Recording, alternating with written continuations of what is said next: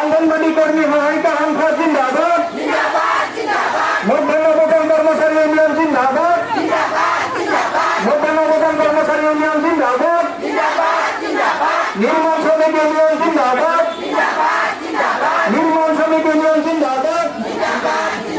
12 ফেব্রুয়ারি হয়তো ভারতীয় ধর্মঘট সফল করো, 12 ফেব্রুয়ারি হয়তো ভারতীয় ধর্মঘট সফল করো, সংহিতা বাতিল করো, সংহিতা বাতিল করো, শ্রমিক আইনের সংশোধনী নচলিব, শ্রমিক আইনের সংশোধনী নচলিব। শ্রমিক বাতিলৰ দাবীত আমাৰ আন্দোলন চলিছে, চলিব। শ্ৰমিক বাতিলৰ দাবীত আমাৰ আন্দোলন চলিছে, চলিব। শ্ৰমিকসকল ৰাজপথত, বিজেপি চৰকাৰ হুঁচিয়াৰ, শ্ৰমিকসকল ৰাজপথত, বিজেপি চৰকাৰ হুঁচিয়াৰ।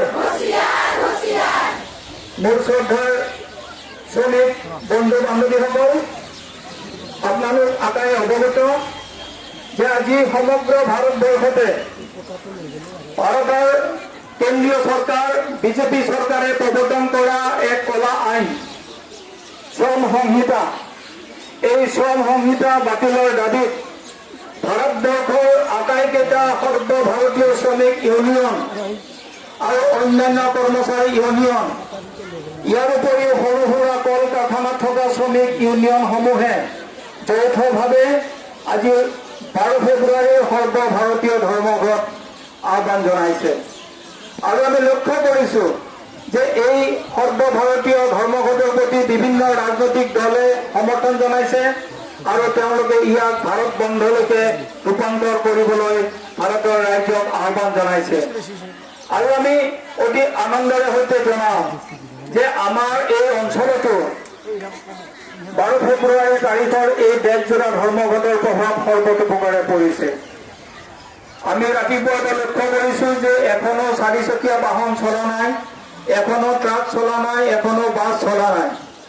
আনকি ৰাতিপুৱা 8:15 বজাত যি ট্ৰেইন আহে ৰঙিয়াৰ পৰা, সেই ট্ৰেইন ৰঙিয়াত আবদ্ধ কৰি ৰখা হৈছে, সেই ৰাতিপুৱা ট্ৰেইন অহা নাই। একমাত্ৰ ৰাঙাপাৰাৰ পৰা অহা ৰাতিপুৱা ট্ৰেইনটোহে পাৰ হ'ব পাৰিছে, হয়তো ইয়াত ৰঙিয়াত বা গোৰেশ্বৰত আবদ্ধ কৰি থব। ঠিক এই ধৰণে আজি সমগ্ৰ ভাৰতবৰ্ষতে ৰেল, উৰাজাহাজ, বেংক, বীমা, পোষ্টেলকে আদি কৰি সকলো অনুষ্ঠান প্ৰতিষ্ঠান আজি বন্ধ ৰাখিব। আমি CITU এই ধৰ্মঘটৰ প্ৰধান উদ্যোক্তা। আজি CITU অন্তৰ্ভুক্ত আটাইকেইটা ইউনিয়ন আৰু আমাৰ এই অঞ্চলত অসম ৰাজ্যিক অংগনবাড়ী কৰ্মী সহায়িকা সংস্থা, মধ্যাহ্ন ভোজন কৰ্মচাৰী ইউনিয়ন, নিৰ্মাণ শ্ৰমিক ইউনিয়ন আৰু বাগিচাই থকা শ্ৰমিক ইউনিয়নসমূহে এই ধৰ্মঘট সফল কৰাৰ কাৰণে সৰ্বতোপ্ৰকাৰে চেষ্টা কৰিছে। ইতিমধ্যে ৰাতিপুৱা মোৰ তাত অহা খবৰ আৰু ফটো অনুসৰি অৰঙাজুলি চাহ বাগিচা সম্পূৰ্ণ বন্ধ হৈছে। শ্ৰমিকসকলে ৰাতিপুৱা 6 বজাত উঠিয়ে বাগিচাৰ কাৰখানাৰ সন্মুখত তেওঁলোকে পিকেটিং কৰিছে আৰু 9 বজাৰ পৰা তেওঁলোকে লাইনে লাইনে সমদল কৰি এই বন্ধ সফল কৰিছে। ঠিক তেনেকৈ বাটলাপাৰা চাহ বাগিচাৰ পৰাও অনুৰূপ খবৰ আহিছে, তাতেও ধৰ্মঘট সফল হৈছে।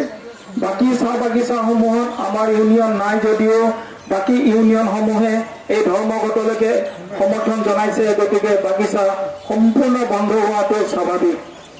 গতিকে এই ধৰ্মঘটে আজি আমাৰ শ্ৰমিকসকলক ঐক্যবদ্ধ কৰিছে আৰু ঐক্যবদ্ধ কৰিয়ে নহয়, কেন্দ্ৰীয় চৰকাৰক এক সকিয়নি দিছে যে যদি কেন্দ্ৰীয় চৰকাৰ, আমাৰ কেন্দ্ৰত থকা বিজেপি চৰকাৰে যদি শ্ৰমিকসকলৰ স্বাৰ্থক লৈ ৰাজনীতি কৰে, তেওঁলোকৰ স্বাৰ্থ জলাঞ্জলি দি পুঁজিপতিৰ স্বাৰ্থত আইন প্ৰণয়ন কৰে, তেনেহ'লে আমাৰ শ্ৰমিকসকলে অকল ধৰ্মঘট পালন কৰিয়ে ক্ষান্ত নাথাকে। প্ৰয়োজন হ'লে এই শ্ৰমিক বিৰোধী বিজেপি চৰকাৰক গতিয়াই ক্ষমতাৰ পৰা বাহিৰ কৰি দিয়াৰ ক্ষমতাও আমাৰ শ্ৰমিকসকলৰ আছে।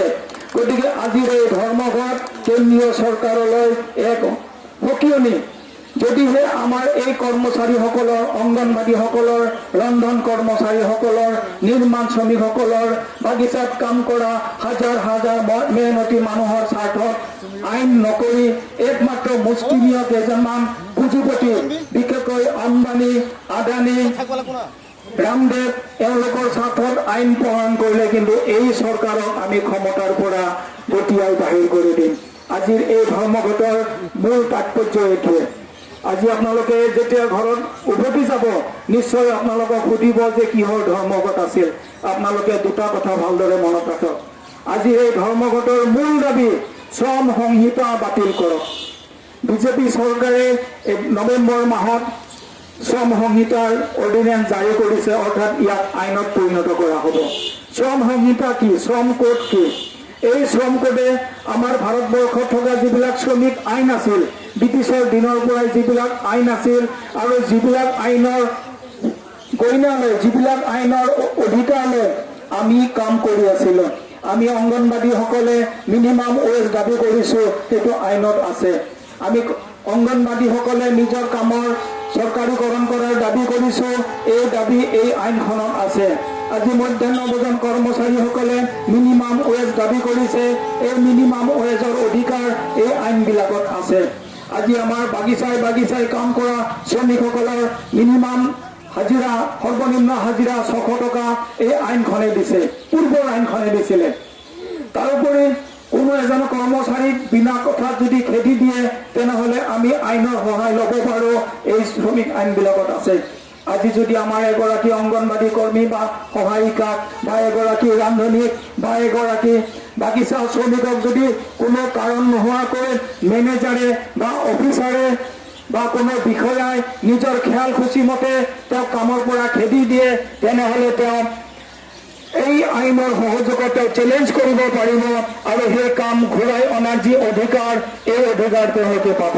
কিন্তু আমাৰ শ্ৰমিকসকলে পাই থকা সেই পূৰ্বৰ সকলো অধিকাৰ থকা আইন থকা সেই আইন কিতাপ কেইখন 4খন আইন বাতিল কৰি এখন শ্ৰম সংহিতা নামৰ আইন প্ৰৱৰ্তন কৰিব বিচাৰিছে।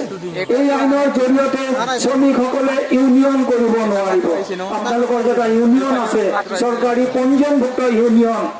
আপোনাৰ অংগনবাদী, এই যে অসম ৰাজ্যিক অংগনবাদী কৰ্মী সহায়িকা সংস্থা এটা পঞ্জীয়ন নম্বৰ আছে, মধ্যাহ্ন ভোজন কৰ্মচাৰী ইউনিয়ন এটা পঞ্জীয়ন নম্বৰ আছে, বা নিৰ্মাণ শ্ৰমিক ইউনিয়ন এটা পঞ্জীয়ন আছে। এই ইউনিয়ন কৰাৰ অধিকাৰ আপোনালোকৰ নাথাকিব। 1 নম্বৰ আক্ৰমণ আহিব আমাৰ ওপৰত।